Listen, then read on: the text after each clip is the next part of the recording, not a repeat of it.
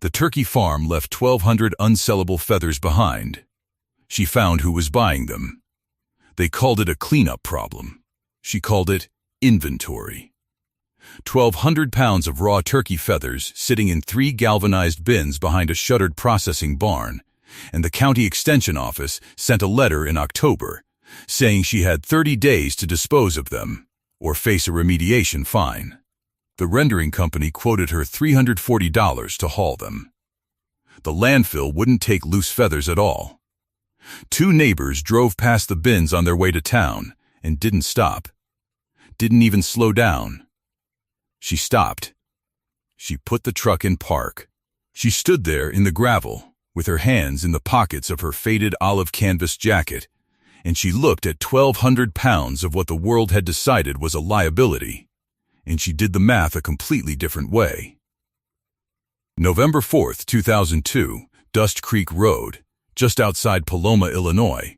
The temperature dropped hard overnight, and the fields had gone the color of old straw. And the processing barn, the one her grandfather built in 1971 with treated posts and a tin roof that still shed water perfectly, had been quiet for 6 weeks. Maren Voss was 23 years old, and she was the only person within 40 miles who believed that those bins held anything worth saving. She pulled one feather from the top of the pile, 12 inches long, bronze-tipped, still perfect. She put it in her jacket pocket. She went inside. Have you ever looked at something the entire world told you was worthless and realized, really realized, somewhere below your ribs, not just in your head, that the world was simply wrong? Maren is 23. Narrow-shouldered, with roped forearms from 6 weeks of doing a dead man's work without any help. Her dark chestnut braid falls past her left shoulder, with wisps of hair loose at the temples from the morning's work. The faded olive jacket she's wearing belonged to her grandfather. She had to take in the seams herself. And she's worn it every day since September when he died and left her the farm, the birds, the debt on the processing equipment, and 3 composition books written in his cramped, hard-pressed hand. The boots are scuffed brown work boots with the left heel worn down at an angle she keeps meaning to fix. There are freckles across the bridge of her nose that deepen in cold air, and right now they are very dark. Clipped to the right breast pocket of the jacket is a brass pocket caliper her grandfather carried every day for 31 years. She uses it to measure things people don't think need measuring. The farm, 110 acres, 800 heritage breed bronze turkeys at peak. A small processing operation her grandfather had run for local butcher shops and 2 restaurant accounts in Peoria. Had been shut down 3 weeks after he died, when Maren discovered that the processing license was in his name, that the renewal was 2 weeks overdue, and that the 2 restaurant accounts had already sourced elsewhere. She was left with the land, the equipment, the debt on a refrigeration unit they'd installed in 2001, a flock of 40 heritage bronze birds she decided to keep, and 1,200 pounds of feathers from the last processing run that nobody had thought to deal with. The debt on the refrigeration unit alone was $2,100. She had $847 in the account. She was sitting at the kitchen table on the night of November 4th, with her boots still on, and the composition books open in front of her. The third one, the newest one, the one with entries right up to the week before he died, when she found the page. Her grandfather's handwriting was small and tilted 11 degrees to the right and pressed so hard into the page the letters raised ridges on the back. He wrote in pencil, and he never erased. The entry was dated March 1997, and it read, "A feather is a structure, not a decoration. Figure out what it's doing and you'll figure out what it's worth." She read it twice. Then she got up, poured cold coffee into a cup, and went back to the table. His name was Douglas Pfaff. He arrived on November 12th in a white Ford Expedition that was clean enough to suggest it had never left pavement, wearing a charcoal suit jacket and dark slacks and black Oxford shoes that caught gravel in the stitching the moment he stepped out. He had thin sandy hair combed flat, rimless rectangular glasses with metal arms no wider than wire, and an aluminum clipboard pressed to his chest with both hands like he was bracing against wind. His chin was slightly lifted. He smiled the way people smile when they've already made up their mind. He represented a regional agricultural asset management firm, a phrase Marin had to look up later, that had been retained by the estate executor to evaluate the processing equipment, the remaining flock, and the outstanding lease on the refrigeration unit. He looked at her boots first, then the braid, then the jacket. He priced her in about 3 seconds. "Sweetheart," he said, and he said it gently, the way you'd say it to someone you're about to correct.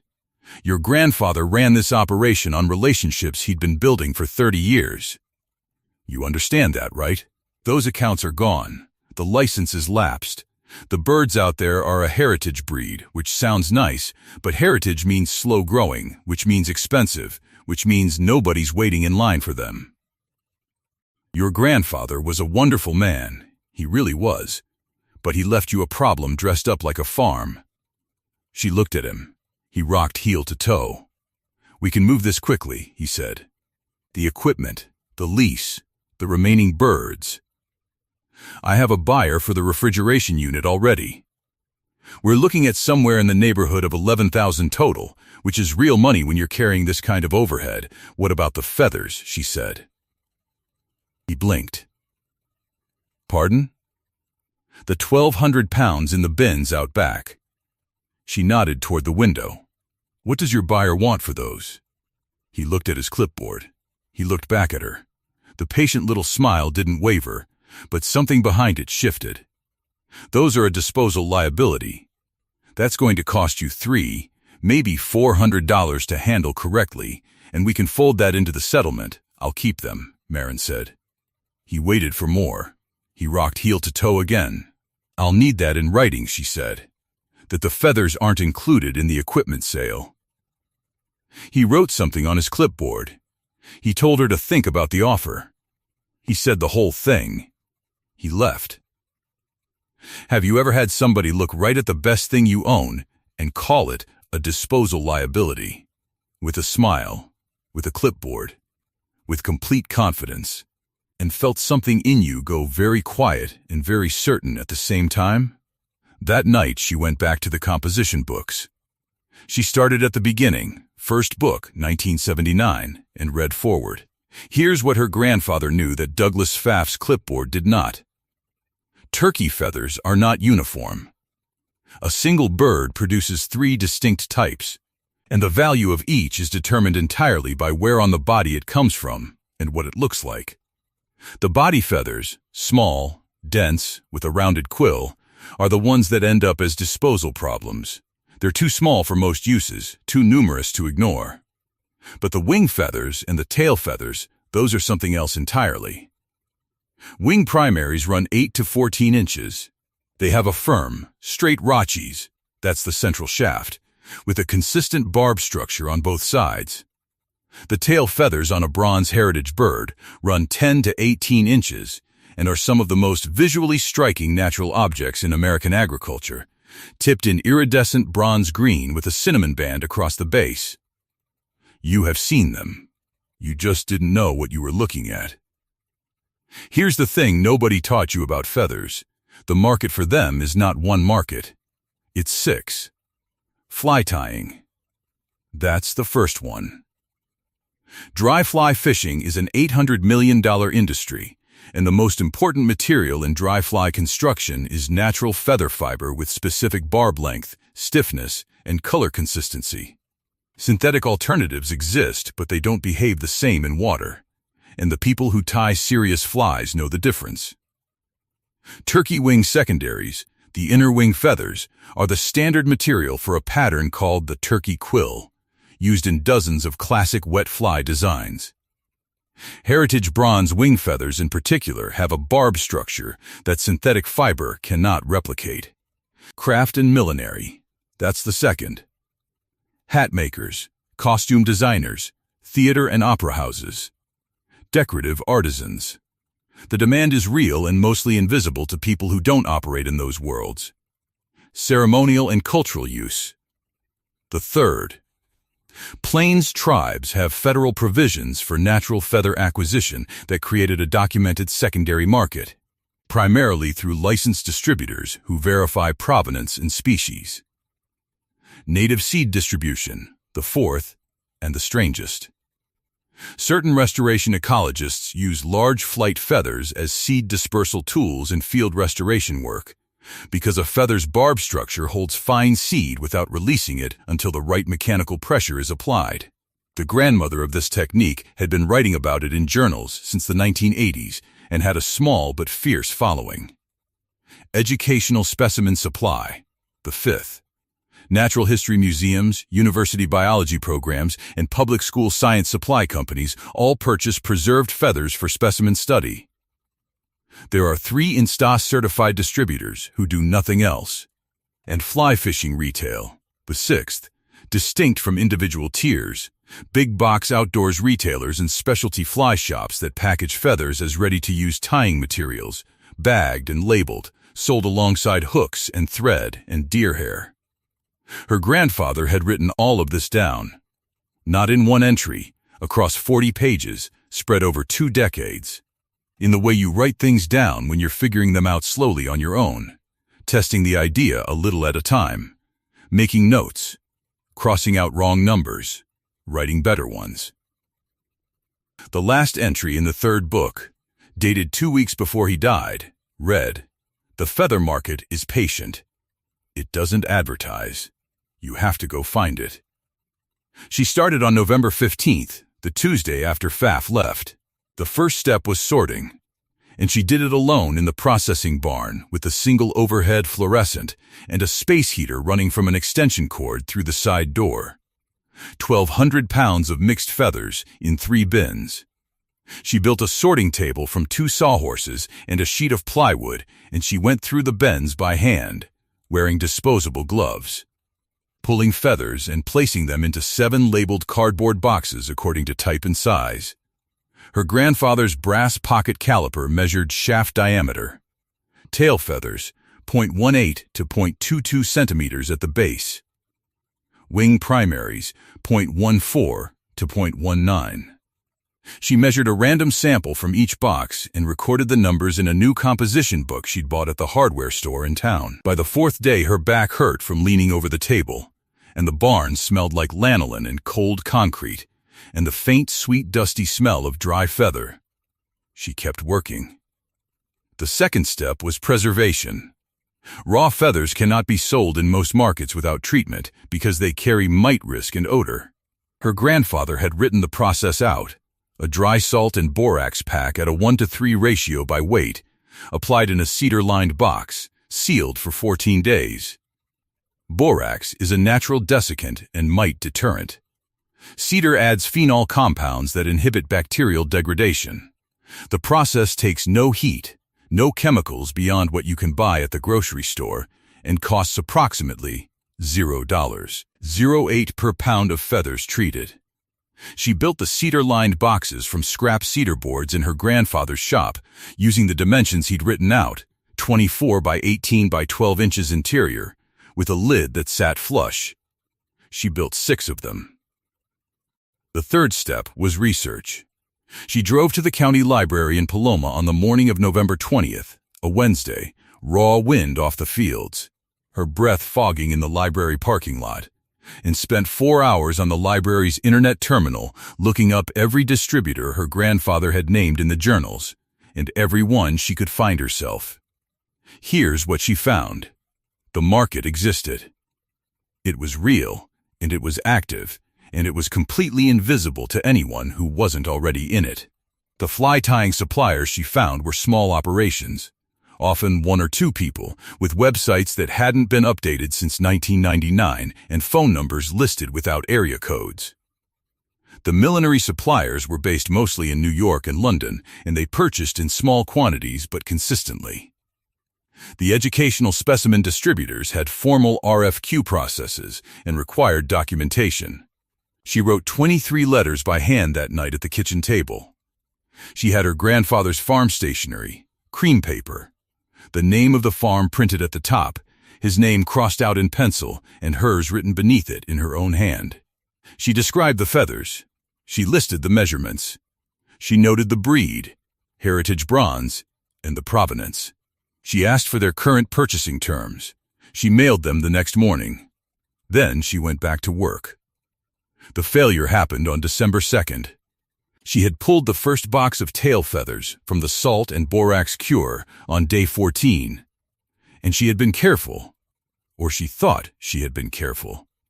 But the cedar boards had not been fully sealed at the joints, and the humidity in the barn had gotten in, and when she opened the box, the feathers were not dry. They were damp. Some were beginning to mat at the vein, the flat part of the feather, which meant the barbs had unzipped from each other under moisture pressure, and the feathers were ruined for any market that required intact structure.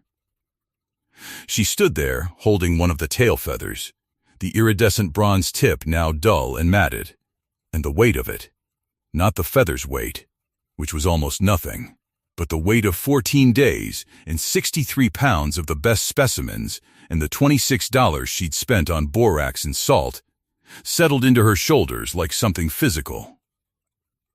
She put the feather down. She got on her knees and looked at the box joints.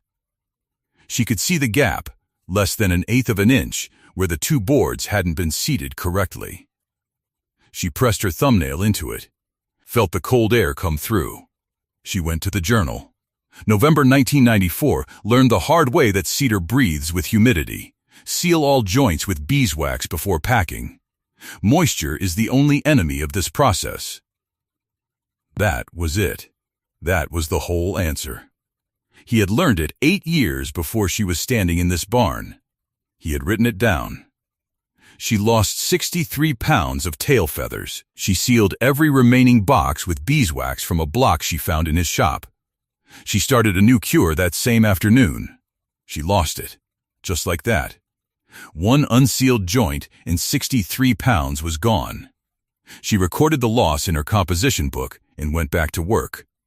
The letters started coming back in the second week of December. Not all of them. 7 of the 23. But 7 is enough when you've been working alone in a cold barn since November. The first was from a fly-tying supply house in Vermont, a man named Arthur Lind, who wrote back on letterhead so thin you could see your hand through it. He said he was interested in the wing secondary feathers, specifically the 8 to 10-inch range with intact quill and good barb density, and he asked what she could offer per dozen at regular supply volume. He said he currently paid $3.20 per dozen to his existing supplier, who was inconsistent in quality. She pulled out the composition book and did the math. She had approximately 280 wing secondaries in the 8 to 10-inch range that had passed the second cure. At $3.50 per dozen, she priced herself $0. 30 above his current supplier, that was $81.67. Not a fortune, a start. The second letter was from a craft supply distributor in Chicago who purchased for millinery resale and wanted to see samples before committing. She sent samples.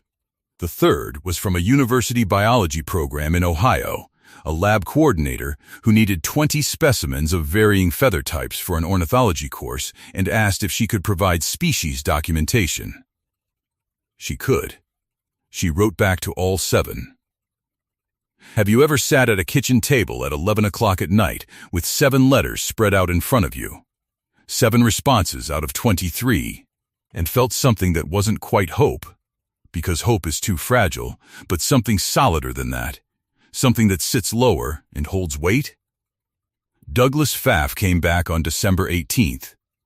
Same expedition, same clipboard, same gravel in the Oxford stitching. He'd heard from the executor that she hadn't signed the offer and he wanted to give her another look at it. The offer, he said, was still on the table. He mentioned that winter was a hard time to be carrying farm overhead with no income. She told him she had income. He paused. He asked what kind. Feathers, she said. The smile didn't disappear. It shifted, the way a machine shifts when a gear catches. You found a buyer for the feathers, he said. Not a question. A recalibration. 7 buyers, she said. Working on more. He wrote something on his clipboard. He said the equipment offer still stood. She told him the equipment wasn't for sale. He said he'd check back in the spring. She said that was fine. He left. The gravel crunched under the clean tires. The clipboard still looked like a shield, but it didn't feel like one anymore. January 2003 was the hardest month. She had income, but it was small. Arthur Lind in Vermont placed a first order for 24 wing secondaries and paid $7.00, $3.50 per dozen, as agreed, and sent a check on January 6th that she taped to the refrigerator before depositing it, just to look at it for one day. The university in Ohio paid $45 for the specimen set. The Chicago distributor ordered a sample pack of 12 tail feathers at $2 each. Total income for January, $76. The refrigeration unit payment was due February 1st. She was short $2,024. She sat at the kitchen table on the night of January 22nd, with the payment notice on one side and a handwritten balance sheet on the other side, and the composition books open in front of her and a pen in her hand. The single bulb over the sink put yellow light across the table. The wind moved against the tin roof of the processing barn outside. Her freckles stood out dark against the cold in the kitchen that had been hard to heat since November. She held the pen over the signature line on the equipment sale agreement. Pfaff had left a copy, and she sat there for a while. The math of signing it was not wrong. $11,000 would clear the refrigeration debt and leave her with runway. It was real money. It was a real option. Have you ever sat alone in a cold room with a piece of paper that would end all your trouble and start the rest of your life as somebody smaller? She put the pen down. She put on her jacket. She went to the shop. She stood in the doorway with the light off and her hand on the wooden frame her grandfather had planed smooth in 1983. The shop smelled like machine oil and cedar and the cold mineral smell of metal tools in winter. She could see the shapes of his workbenches in the dark. The lathe. The drill press. The row of brass tools hung on the pegboard above the bench. She pulled the caliper from her jacket pocket, turned it over in her hand. The brass was warm where her fingers had held it. She went back inside. She picked up the third composition book. She read the entry from March 1997 again. A feather is a structure, not a decoration. Figure out what it's doing, and you'll figure out what it's worth. She closed the book. She went to bed. In the morning, she drove to the county bank and extended the refrigeration debt 30 days. She went back to work. That's how it works. Not with a speech, with a woman going back to work in the cold. The proof arrived on February 14th while she was in the barn sorting the third cure. She came inside at noon to warm her hands and found 3 letters in the mailbox at the end of the drive.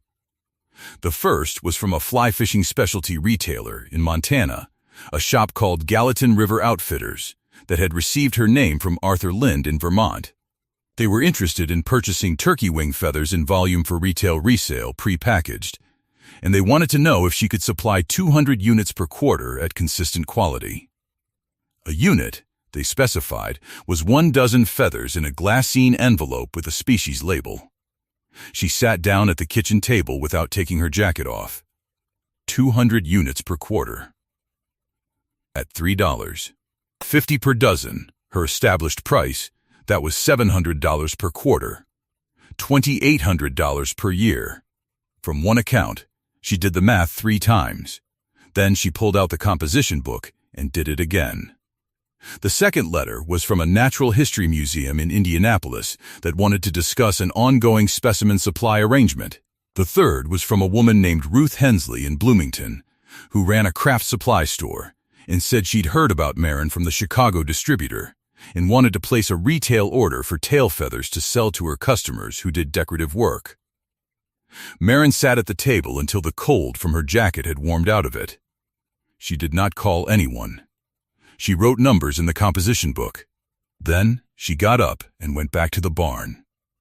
Have you ever fixed something and known, before you tested it, before the orders came in, before anyone else believed it, that you'd fixed it? Arthur Lynn from Vermont called her on the first Monday of March. He said he'd heard from the Montana shop. He said, and she could hear that he was choosing his words with some care, that he'd told them she was reliable, because she was, and he wanted her to know he'd been recommending her. He asked, while he had her, if she had any of the barred secondary feathers, the ones with the crossband pattern on the vane. He said a customer of his in Colorado was looking for them for a specific dry fly pattern, and that he'd been unable to source them consistently. She had 47 barred secondaries in the third cure. She told him $4 per dozen. He said that was fine. She hung up the phone and stood in the kitchen for a moment, and then went back to the barn. Walt Gruber owned the 200 acres east of her grandfather's property, and he had been farming it since before she was born. He had driven past her bins the morning after her grandfather died, and had not slowed down. In December, she had seen him at the grain elevator in town, and he had nodded at her with the expression of a man who has thought about saying something and decided against it. He pulled into her drive on a Thursday morning in late March with a chipped white enamel mug in his left hand and his hat off, and he stood by his truck in the weak spring sun and asked, with some care to how he said it, if she'd gotten any nibbles on the feathers. More than nibbles, Marin said. He nodded. His hat was in his right hand, and he was turning it slightly at the brim. "I've got 2 bins of wing feathers from last fall's processing run," he said. "Been meaning to deal with them." She looked at him. "Thought maybe you'd know who to call," he said. That was the whole thing right there. Men like Walt Gruber don't say sorry. They stand in your driveway in March with their hat off and ask a question they've been rehearsing the whole drive over. She told him she'd need to look at the feathers first. Quality had to be sorted and cured correctly before she could move them through her accounts. She could not promise anything she hadn't seen. He said that was fair. He said he'd bring them by. She gave him a sorting box to take home and a handwritten list of what to look for. He drove away. Ruth Hensley from Bloomington drove to the farm on a Saturday in April in a gray Dodge minivan with the back seats folded down and a jeweler's loop hanging on a cord around her neck. She was in her late 60s with short silver hair and the kind of eyes that don't miss anything. She walked to the sorted boxes, lifted the lid on the tail feather box without being invited to, and held 4 feathers up to the light from the barn door one at a time, turning them slowly. She put them back. She folded her arms across her chest. "What are you getting for these?" she said. $2 each, Marin said. 3 for the best bronze tipped. Ruth looked at her over the loop. "I'll take 40 today. If my customers like them, and they will, I'll want a standing order." She paid in cash. She asked for a receipt. She said she'd be back in 6 weeks. She drove away without another word. No speech. No ceremony. Commerce, that is how a market gets built. One woman holding a feather up to light. 1 cash payment. 1 receipt. By October of 2003, 11 months after she sorted the first bin, Marin Voss had 7 active accounts across 5 states, a waiting list of 3 buyers she hadn't been able to supply yet because she'd run through the original 1,200 pounds by August, and a contract with Walt Gruber to purchase the sorted wing and tail feathers from his annual processing run at a negotiated per-pound rate. She had paid off the refrigeration unit in July. She had started reaching out to other turkey farms in central Illinois in September, offering to purchase their post-processing feathers at 40 cents per pound unsorted, well above disposal cost, well below their eventual per-unit value, and to sort, cure, and distribute them through her accounts. She had turned a disposal liability into a supply chain. Her grandfather's phrase was written on a note card taped to the window above the kitchen sink, where she could see it when she did the accounts at the table at night. "A feather is a structure, not a decoration. Figure out what it's doing, and you'll figure out what it's worth." Have you ever had a whole county decide, without ever quite saying it out loud, that they were wrong about you? Not dramatically, not all at once, just one by one driveway at a time, one hat off and one quiet question at a time? Douglas Pfaff's firm sent a letter in November 2003 proposing they discuss a partnership arrangement in the agricultural byproduct distribution space. The letter used the phrase "our mutual opportunity" twice. Maren filed it in the folder she kept for things she didn't need to answer right away. She never answered it. The last thing she heard about Pfaff's firm was that they'd consolidated into a larger regional operation in 2005. She heard it from the grain elevator owner in town, who mentioned it the way you mentioned something that turned out to matter less than expected. She nodded. She bought her grain. She went back to the farm. He wasn't beaten. He was just left standing somewhere holding a clipboard nobody needed. 22 years pass the way a braid goes silver. Slowly, then all at once, and you're not sorry about it. Dust Creek Road, March 2025. The processing barn her grandfather built in 1971 still has the original tin roof, though she replaced the purlins in 2017, and the main door rolls on a new track. The sorting room she added in 2008 takes up what used to be the east lean-to. She employs 4 people part-time and 1 full-time, a woman named Delia who manages the accounts and who Maren has been teaching the sorting grades for 2 years. The annual revenue through the distribution operation is $214,000 on a good year, somewhat less when the heritage turkey farms she sources from have a difficult season. She sources from 11 farms across 4 states now. Her waiting list for the premium bronze tail feathers has run to 8 weeks since 2019. The braid is silver at the temples and threaded through, still worn over the left shoulder. The freckles have deepened. The faded olive canvas jacket is the third one. Same cut, same color, purchased twice from the same manufacturer, and worn until the elbows went through. The brass caliper is clipped to the right breast pocket, worn smooth at the thumb slide from 22 years of handling, warm from her hand. On a Tuesday morning in late March, a truck pulls into the drive. Mud in the wheel wells, a dented rear quarter panel. A young woman behind the wheel who can't be more than 24 years old. She has a dark braid, and she's wearing a jacket too thin for the cold. And she gets out of the truck looking at the sorting room with the expression of someone who has been thinking about a question for a long time and has finally arrived at the place where it might be answered. Her name is Cassie. She has just inherited her grandmother's turkey operation in downstate Indiana.